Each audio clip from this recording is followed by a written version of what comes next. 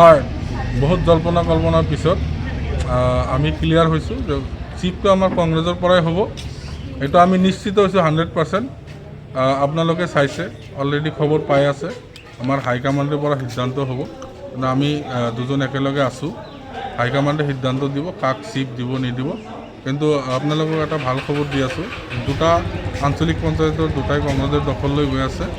আৰু গাঁও পঞ্চায়ত আমাৰ ইতিমধ্যে 19টা গাঁও পঞ্চায়তৰ সভাপতি অলৰেডি নিৰ্বাচন হৈছে।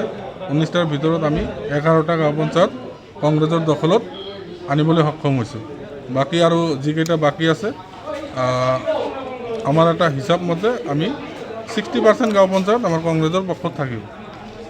পেকামাৰী জিলা পৰিষদত এইটো আৱেগত মানুহে ভোট দিছে, কাৰণ সেই মানুহটো 2-3 হাৰিছে। সেই হিচাপত পেকামাৰী জিলা পৰিষদটো আমি কংগ্ৰেছৰ দখললৈ আনিবলৈ সক্ষম হোৱা নাই। নহ'লে পেকামাৰী আমি 4টা জিলা পৰিষদে কংগ্ৰেছৰ দখললৈ আহিলে হয়। আপোনালোকে চাই আছে নিউজ কেয়াৰ 24, সত্যৰ সন্ধানত অবিৰত যাত্ৰা।